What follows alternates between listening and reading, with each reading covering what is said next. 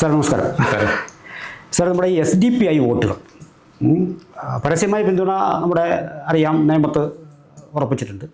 പക്ഷെ മറ്റ് പല മണ്ഡലങ്ങളിലും ഇത് എവിടെ പോകും, ആർക്ക് പോകും, ആരുടെയൊക്കെ വിജയ പരാജയ സാധ്യതകളെ ഇത് സ്വാധീനിക്കും എന്നുള്ളതാണ് ചിന്ത.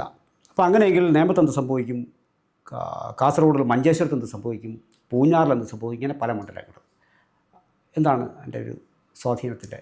SDPI എന്ന് പറയുന്നത് ഒരു വലിയ ശക്തിയൊന്നുമല്ല. പക്ഷേ ഒരു മണ്ഡലത്തിൽ ഏതാണ്ട് 3000 മുതൽ 5000 വരെ വോട്ടുകൾ, പലയിടത്തും 2000-2000 താഴെയൊക്കെ ഉള്ളൂ. എങ്കിൽ പോലും അവർക്ക് ശക്തിയുള്ള സ്ഥലങ്ങളിൽ ഒരു 3000-5000 വോട്ട് ഉണ്ട്. ഇപ്പോൾ നേമത്ത് അത്തരത്തിൽ ഉള്ള സ്ഥലമാണ്. അവിടെ അത് ശിവൻകുട്ടിക്ക് പെട്ടിയിൽ വീഴുമെന്നാണ് കണക്കാക്കുന്നത്. വീഴുമെന്ന് മാത്രമല്ല, ഈ ഉള്ള ഗുണമെന്നറിയാമോ, 3000 ഉണ്ടെങ്കിൽ 3000 പെട്ടി വീഴും, 5000 ഉണ്ടെങ്കിൽ 5000 പെട്ടി വീഴും. അതാണ് ഈ SDPIയുടെ ഒരു പ്രത്യേകത. കഴിഞ്ഞ തവണ കഴക്കൂട്ടത്ത് ശിവൻകുട്ടി കടകംപള്ളി വിജയിക്കുന്നതിൻ്റെ ഒരു കാരണം, അവിടെ ഏതാണ്ട് 5000-ഓളം വോട്ട് SDPIക്ക് ഉണ്ട് കഴക്കൂട്ടം മണ്ഡലത്തിൽ. അത് എൻ ബ്ലോക്ക് ആയിട്ട് കടകംപള്ളിക്ക് വീണു. ശോഭാ സുരേന്ദ്രനാണ് എതിര് നിൽക്കുന്നതെന്നുള്ളത് കൊണ്ട് അവിടെ വോട്ട് കിട്ടി. അങ്ങനെയാണ് അവർ വിജയിച്ചത്. SDPIയുടെ ഒരു ഗുണമെന്ന് വെച്ചാൽ അവർക്ക് ചെറിയ ചില പോക്കറ്റുകളാണുള്ളത്. ആ പോക്കറ്റുകളിൽ അവർ സ്ട്രോങ് ആണ്, ഉള്ളിടത്ത് അവർ സ്ട്രോങ് ആണ്. അതുകൊണ്ടാണ് കഴിഞ്ഞ തദ്ദേശ ഭരണ സ്ഥാപന തിരഞ്ഞെടുപ്പിൽ 102 സീറ്റ് അവർ പിടിച്ചു. 2020 തദ്ദേശ ഭരണ സ്ഥാപനങ്ങളിൽ തെരഞ്ഞെടുപ്പിൽ 102 സ്ഥലത്ത് അവർ ജയിച്ചു. ഒറ്റയ്ക്ക് നിന്നാണ് ജയിച്ചിരിക്കുന്നത്. ചിലപ്പോൾ അവിടെയൊക്കെ ചിലപ്പോൾ LDFിൻ്റെയോ UDFിൻ്റെയൊക്കെ ചില സപ്പോർട്ടുകൾ ചിലയിടത്ത് വന്നു കാണാം. എങ്കിൽ പോലും 102 സീറ്റുകൾ അവർ പിടിച്ചു. അപ്പം അതുകൊണ്ട് അവർക്ക് ചില സ്ഥലങ്ങളിൽ ആരെ തോൽപ്പിക്കണം എന്ന് നിശ്ചയിക്കാൻ നേരിയ ഭൂരിപക്ഷത്തിലാണെങ്കിൽ, ഒരു 5000 താഴെയാണ് വോട്ട് ഭൂരിപക്ഷം കിട്ടുന്നതെങ്കിൽ സാധിക്കും. ദൗർഭാഗ്യത്തിന് കേരളത്തിൽ ഇന്നത്തെ അവസ്ഥയിൽ UDFന് വടക്കൻ കേരളത്തിൽ കിട്ടുന്ന ഭൂരിപക്ഷം വലുതായിരിക്കും. അവിടെ പിന്നെ ഈ 5000 വോട്ടൊന്നും വലിയ ഘടകം വരില്ല. പക്ഷേ തെക്കൻ കേരളത്തിൽ ഇന്നത്തെ അവസ്ഥയിൽ SDPIയുടെ വോട്ട് നിർണായകമാണ്. കാരണം ഇവിടെ LDFന് ഈ ക്രിസ്ത്യൻ മുസ്ലിം വോട്ടുകളിൽ അധികം സ്വാധീനമില്ലാതെ വരുന്നു. കാരണം മുസ്ലിം ലീഗ് മുതൽ ജമാഅത്തെ വരെ, ഇസ്ലാമി വരെയുള്ളവർ എല്ലാം കൂടെ ഒറ്റക്കെട്ടായി നിൽക്കുന്നു. ആ സാഹചര്യത്തിൽ LDFന് മുസ്ലിം വോട്ടുകൾ വളരെയധികം കുറയും. ആലപ്പുഴയിലായാലും കൊല്ലത്തായാലും തിരുവനന്തപുരത്ത് ഇച്ചിരി വ്യത്യാസമുണ്ട്. കാരണം ഇവിടുത്തെ ഇടതുമുന്നണി നേതാക്കൾക്ക് ശിവൻകുട്ടി ആയാലും കടകംപള്ളി ആയാലും ജോയി ആയാലും ഒക്കെ ഒരു ഹിതാവിഹിത ബന്ധം ഇവരുമായിട്ടൊക്കെ ഉണ്ട്, SDPI ആയിട്ടുണ്ട്. അതുകൊണ്ട് അവർ തിരുവനന്തപുരത്ത് ചിലപ്പം SDPIയുടെ വോട്ട് കൂടുതൽ പിടിച്ചേക്കാം. അതിന് പ്രധാന കാരണം അവർ ഈ സ്ഥലങ്ങളിലൊക്കെ BJP ഇവിടെ തിരുവനന്തപുരത്ത് അതിശക്തമായി വളരുന്നതുകൊണ്ട് ഞങ്ങൾ ഇവരെ എതിർക്കാൻ കഴിവുള്ളത് ആരാണോ അവരോടൊപ്പം നിൽക്കണമെന്ന് SDPIക്കാരും ചിന്തിക്കുന്നുണ്ട്. എന്നാൽ ആലപ്പുഴയിലും പിന്നെ കൊല്ലത്തുമൊക്കെ പിക്ചർ വ്യത്യാസമാണ്. അവിടെയൊക്കെ പല സ്ഥലങ്ങളിൽ പല രീതിയിലാണ്. എന്നാലിപ്പോൾ പൊതുവിൽ LDFനോട് ഒത്തു നിൽക്കണമെന്നൊരു ധാരണ അവർ ഉണ്ടാക്കിയിട്ടുണ്ടെന്നുള്ളതാണ് മനസ്സിലാക്കുന്നത്. സാർ, അങ്ങനെ നമ്മൾ ചിന്തിക്കുമ്പോൾ ഇപ്പോൾ മണ്ഡലങ്ങൾ തന്നെ എടുത്ത് നോക്കിയാൽ ഇപ്പോൾ ഇവിടെ ഒരു 20,000 വോട്ടുകളും മുസ്ലിം വോട്ട് നേമത്തുണ്ട്. അതിൽ SDPI വോട്ട് പരസ്യമായി പിന്തുണ ശിവൻകുട്ടിക്ക് വരുമ്പോൾ സ്വാഭാവികമായിട്ടും ശബരിനാഥ് മുരളീധരനോളം ഒരു പക്ഷേ വോട്ട് പിടിക്കാൻ സാധ്യതയില്ല എന്നൊരു പറക്കെ ധാരണ ഉള്ളതുകൊണ്ട് ശബരിനാഥിന് വരാണ്ടുന്ന ഈ ഹിന്ദു വോട്ടുകൾ, വിശേഷിച്ച് നായർ വോട്ടുകൾ, നേരത്തെ BJPക്ക് ലഭിക്കാത്ത വോട്ടുകളിൽ കൂടി രാജീവ് ചന്ദ്രശേഖരന് കിട്ടില്ലേ?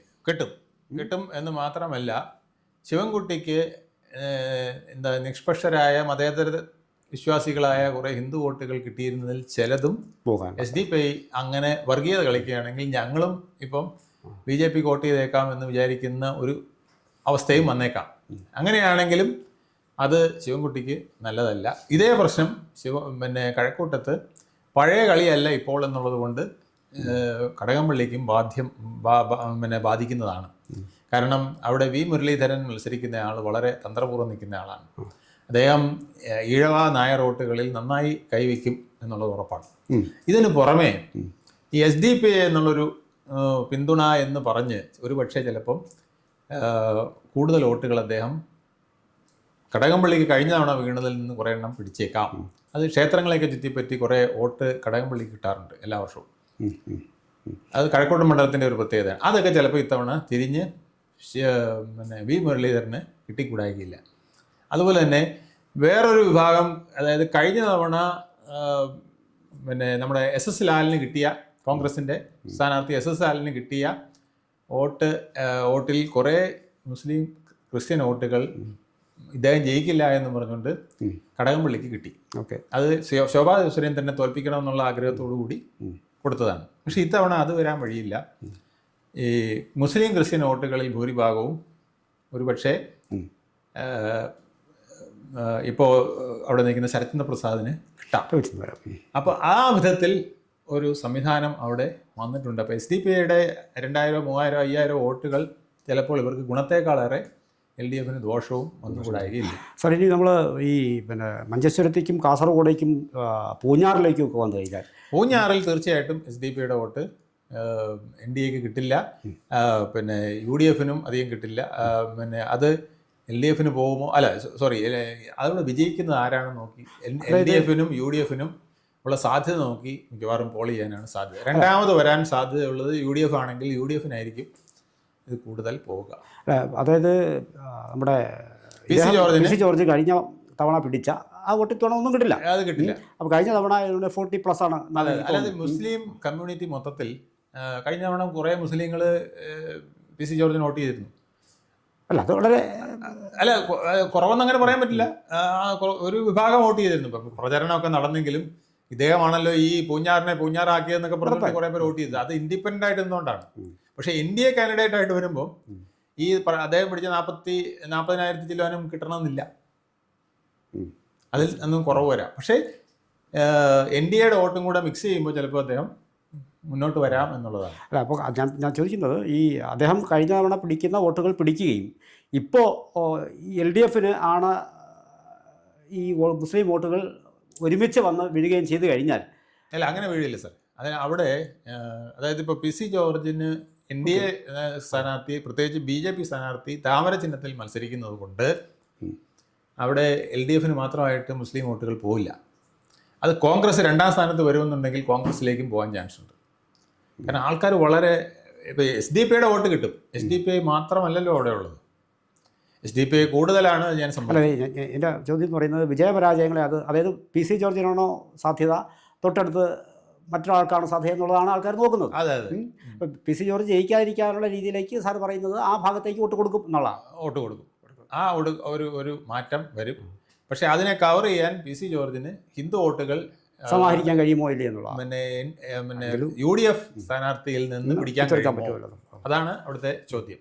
അങ്ങനെ UDF ഈ ഒരു പ്രശ്നം പറഞ്ഞുകൊണ്ട്, അതായത് മുസ്ലിങ്ങൾ എൻബോക്കായിട്ട് ഞാൻ താമര ചിഹ്നത്തിൽ മത്സരിക്കുന്നതുകൊണ്ട് എനിക്ക് നഷ്ടപ്പെടും എന്ന് പറഞ്ഞുകൊണ്ട് ക്രിസ്ത്യൻ വോട്ടുകളും മുസ്ലിം വോട്ടുകളും കൂടുതൽ PC ജോർജിന് പിടിക്കാൻ കഴിഞ്ഞാൽ മാത്രമേ അദ്ദേഹത്തിന് വിജയിക്കാൻ കഴിയുള്ളൂ. പക്ഷേ അങ്ങനെ കഴിയുമെന്നുള്ളതാണ് ഇപ്പോഴത്തെ ഒരു നിഗമനം. കാരണം അത്ര തീവ്രമായിട്ടാണ് അദ്ദേഹത്തിനെതിരെ മുസ്ലിം വോട്ടുകൾ ഫോക്കസ് ചെയ്യുന്നത്. ഓക്കെ. അതുപോലെയാണെങ്കിൽ നമുക്ക് ഈ കാസർഗോഡേക്ക് വരുമ്പോഴത്തേക്ക് അവിടെ ഷഹനാസ് പാദൂർ, അതെ, അപ്പോൾ അവിടെയും ഈ 2000-3000 ആട്ടുകളാണെങ്കിൽ കൂടി അത് വളരെ നിർണായകമാകുന്ന ഒരു അവസ്ഥയിലേക്ക് വരും. ഇത് പാദൂർ പിടിച്ചിട്ട് ഇത് LDF-ന്റെ പിന്നെ ബോക്സിലേക്കാണ് കൊണ്ട് ഇടാനുള്ള സാധ്യത. തീർച്ചയായിട്ടും ബാക്കിയുള്ള മുസ്ലിംസിന്റെ വോട്ട് പിടിച്ചുകൊണ്ട് കിട്ടാൻ അല്ല, കാസർഗോഡാണ് ഞാൻ കാസർഗോഡ് പിന്നെ നമ്മൾ എന്ത് പറഞ്ഞാലും അവിടെ ഒരു മുസ്ലിം ഭൂരിപക്ഷ മേഖലയാണ്. അവിടെ ഇപ്പോഴും 2ാം സ്ഥാനത്തേക്ക് വരുവുള്ളൂ എന്നുള്ളൊരു സംശയം നിലനിൽക്കുന്നുണ്ട്. അത് മാറ്റിമറിക്കാൻ കഴിയുമെങ്കിൽ മാത്രമേ അവിടെ അത്ഭുതം സാധിക്കുകയുള്ളൂ. മുസ്ലിം ലീഗിൻ്റെ വോട്ട് ഷഹനവാസ് പാത്തൂർ പിടിച്ചു കഴിഞ്ഞാൽ സ്വാഭാവികമായിട്ടും ഇടതുപക്ഷം അവിടെ എല്ലാ പ്രാവശ്യവും മൂന്നാമതാണ്. അപ്പോൾ ആ ബോക്സിലേക്ക് കൊണ്ട് വളരെ താഴെയാണ് നിൽക്കുന്നത്, 22, 25 ഒക്കെ ആണെന്നാണ് എൻ്റെ ഓർമ്മ. അപ്പോൾ അതുകൊണ്ട് ഒരു 10 വോട്ട് പിടിച്ചാൽ പോലും അവിടെ പിന്നെ സ്ഥിരമായി സെക്കൻഡ് വരുന്ന BJP അവിടെ കയറി വരും എന്നുള്ളതാണ് ഞാൻ പറയുന്നത്. അത് ആ ഒരു പ്രതീക്ഷയിലാണ് BJPക്ക് മഞ്ചേശ്വരവും കാസർഗോഡും പറയുന്നത്. ഇതിലാണ് പാലക്കാടും മലമ്പുഴയും പറയുന്നത്. ഈ ചെറിയ കാര്യങ്ങളാണ് ഇത് രണ്ടിനെയും ചിലപ്പം BJPക്ക് ഗുണകരമായിട്ട് വരാമെന്ന് പറയുന്ന ഘടകം. അതായത് ഇക്കുറി എന്തായാലും ഈ SDP 2000-3000 മുതൽ ഏതാണ്ട് ഒരു 8000 വരെ വോട്ടുകൾ മിക്കവാറും എല്ലാ മണ്ഡലങ്ങളും അവർക്കുണ്ട്. മിക്കവാറും എല്ലാം പോളിപ്പെടാനുള്ള വോട്ടുകളുമാണ്. അതെല്ലാം ബ്ലോക്ക് ആയിട്ട് വരുന്ന വോട്ടുകളാണ്. അവർ ഫോൺ വിളിച്ചും അവർ ഒരു ബൈക്കിൽ പോയി ആളെ കണ്ടുമൊക്കെ വോട്ട് ചെയ്യിക്കുന്നവരാണ്. ഇത് കഴക്കൂട്ടത്ത് എനിക്കത് നല്ലപോലെ അറിയാം. തലേ ദിവസം 100 ബൈക്കിൽ പോയി വോട്ട് മറിച്ച ചരിത്രമാണ് ഇവിടെ ഉള്ളത്. അല്ല, ജനാധിപത്യപരമായ അവകാശം അവർക്കും ഉണ്ടല്ലോ. ഉണ്ട്. അല്ല, ഞാൻ പറഞ്ഞത് ഉണ്ടെന്നുകൊണ്ട് കാര്യമില്ല സാറേ, സംവിധാനം വേണമല്ലോ. സംവിധാനം ഞാൻ പറഞ്ഞ സംവിധാനത്തെ കുറിച്ചാണ്. SDP സംവിധാനം അങ്ങനെ ഉണ്ടെന്നാ പറഞ്ഞത്. അത് 5 വോട്ടാണെങ്കിൽ 5-നും ഉണ്ട്. 5-നും അത് അവർ ഒന്നിച്ച് പിടിക്കാനുള്ള സംവിധാനം അവർക്കുണ്ട്. ആ സംവിധാനത്തെ കുറിച്ചാണ് ഞാൻ പറഞ്ഞത്. അല്ലാതെ അവർ വോട്ട് ചെയ്യുന്നതിന് നമുക്ക് ഒന്നും പറയാൻ പറ്റില്ല, അത് അവരുടെ ഇഷ്ടമാണ്. ആ സംവിധാനം അവർ കാസർഗോഡും മഞ്ചേശ്വരത്തും ഒക്കെ ഉപയോഗിക്കും. മഞ്ചേശ്വരത്തും ഇപ്പോൾ ഇതേ പ്രശ്നം നിൽക്കുകയാണ്. അതായത് ഈ 2000 വോട്ടാണെങ്കിൽ കൂടി അത് വേണ്ട എന്നൊന്നും ആരും പറയാൻ ഇപ്പോൾ തയ്യാറില്ല എന്നുള്ളത് ഈ കൃത്യമായി തന്നെ എല്ലാവരും തീർച്ചയായും 2 കൈ നീട്ടി സ്വീകരിക്കുമെന്നുള്ളതാണ് നമുക്ക്. അത് വരുംകാല തെരഞ്ഞെടുപ്പിൽ ഒരുപക്ഷെ രാഷ്ട്രീയം എന്തുകൊണ്ടെന്ന് വെച്ചാൽ ഇനി വരുന്ന ഇലക്ഷനിൽ പലയിടത്തും 2000-3000 വോട്ടുകൾ വളരെ നിർണായകമാകുന്നു. അതെ, 2000 വോട്ട് ഇപ്പുറത്ത് മാറിയാൽ 4000 വോട്ടിന്റെ എഫക്റ്റാണ് വരുന്നത്. അതുകൊണ്ട് ഇത് വളരെ നിർണായകമാകുന്ന കാര്യമാണ്. ഇതിൽ വരുന്ന തെരഞ്ഞെടുപ്പിൽ മിക്കവാറും കേരളത്തിലെ മറ്റേതൊരു രാഷ്ട്രീയ പാർട്ടിയെ പോലെ തന്നെയും ഇവർക്ക് വിലപേശൽ സാധ്യത തെളിഞ്ഞു വരുന്നതായിട്ടാണ് ഇതിന്ന് മനസ്സിലാക്കുന്നത്. സാധാരണ ഇത് ചെറിയ പാർട്ടികൾക്ക് വോട്ട് മറിക്കാനുള്ള കപ്പാസിറ്റി ഉണ്ടെങ്കിൽ അവർക്ക് വലിയ മുന്നണികളെ സ്വാധീനിക്കാൻ എളുപ്പമാണ്. കാരണം അത് വ്യക്തിപരമായിട്ടും പറ്റും. ഇപ്പം സാറിനും എനിക്ക് ഒരു മണ്ഡലത്തിൽ 2000 വോട്ട് മറിക്കാൻ പറ്റുമെങ്കിൽ പഞ്ചായത്തിൽ ചില കുടുംബങ്ങൾ അതാണ് പാലായിലൊക്കെ നമ്മൾ കണ്ടല്ലോ. ചില കുടുംബങ്ങളാണ്, പുളിക്കൽ കുടുംബം പോലുള്ള കുടുംബങ്ങൾക്ക് തന്നെ അവിടെ വലിയ ആധിപത്യം സ്ഥാപിക്കാൻ കഴിയും. ആ ഒരു പ്രത്യേകത SDP ഉണ്ട്. പക്ഷെ ഇതേ അടവ് BJP പ്രയോഗിച്ചാണല്ലോ, പിന്നെ ഇവിടെ പ്രശ്നമില്ല. കാരണം എല്ലാ മണ്ഡലത്തിലും BJP സംബന്ധിച്ചിടത്തോളം അവർക്ക് 20,000-വും 30,000-വും ഒക്കെ വോട്ട് ഒരു 80 മണ്ഡലങ്ങളെങ്കിലും ഉണ്ട്. ഒരു 20,000 വോട്ട് 100ഓളം മണ്ഡലങ്ങളിൽ, 20-25,000 വോട്ടിൻ്റെ 100ഓളം മണ്ഡലങ്ങളിൽ വരും. 10,000 വോട്ടെങ്കിലും ഇല്ലാത്ത മണ്ഡലങ്ങൾ ഒരു 10 എണ്ണത്തിൽ ഒഴിച്ച് ബാക്കി എല്ലാത്തിലും. പഴയ തദ്ദേശഭരണ തെരഞ്ഞെടുപ്പ് വരെയുള്ള കണക്ക് ഞാൻ നോക്കിക്കഴിഞ്ഞാൽ 10 സ്ഥലത്തെങ്കിലും, അതിലിപ്പോൾ കൂടിയിട്ടുണ്ടെങ്കിലേ ഉള്ളൂ. 10 സാർ, 10 കൂടുതലുണ്ട്. അതേ ഞാൻ പറഞ്ഞത്, അല്ല 10 സ്ഥലത്തെങ്കിലേ അവർക്ക് 10,000-ൽ താഴെ വരുള്ളൂ. അങ്ങനെ 10,000-ൽ 140-ൽ 10,000-ൽ താഴെ പിന്നെ BJPക്ക് വരുന്നത് ഒരു 10 സ്ഥലത്ത്. അത് മുസ്ലിം ലീഗിൻ്റെ കോട്ടകൾ, CPM-ൻ്റെ പാർട്ടി ഗ്രാമങ്ങൾ മാത്രമേ വരാൻ പറ്റൂ. അതായത് ജയിച്ചില്ലെങ്കിലും ആര് ജയിക്കണമെന്ന് തീരുമാനിക്കാനുള്ള കപ്പാസിറ്റി അവരിപ്പോൾ അങ്ങനെയല്ല യൂസ് ചെയ്യുന്നത്. ഞങ്ങൾക്ക് മാക്സിമം വോട്ട് പിടിക്കുക എന്നുള്ള രീതിയിലാണ് യൂസ് ചെയ്യുന്നത്. അത് അവർ തിരിച്ചും കൂടെ സ്വിച്ച് ചെയ്യുന്ന വിധത്തിലേക്ക് വന്നു കഴിഞ്ഞാൽ കളി മാറും. അത് SDP ഈ ആയുധം ഉപയോഗിക്കുകയാണെങ്കിൽ വരും ഭാവിയിൽ ചില സമയത്ത് BJPയും ഇതേ സാധനം ഉപയോഗിച്ചുകൊണ്ടിരിക്കും. അവർക്കും ഇതുപോലെ വോട്ട് മറിക്കണമെങ്കിൽ മറിക്കാൻ അറിയാവുന്നവരാണ്. എന്തായാലും കാത്തിരുന്ന് കാണാം. കൂടുതൽ വാർത്തകളും വിശേഷങ്ങളും നേരിട്ട് ലഭിക്കാൻ ജനങ്ങളിൽ നിന്ന് ജനങ്ങളിലേക്ക് ജനഭൂമി ന്യൂസ് സബ്സ്ക്രൈബ് ചെയ്യൂ. ബെൽ ബട്ടൺ അമർത്താനും മറക്കരുത്.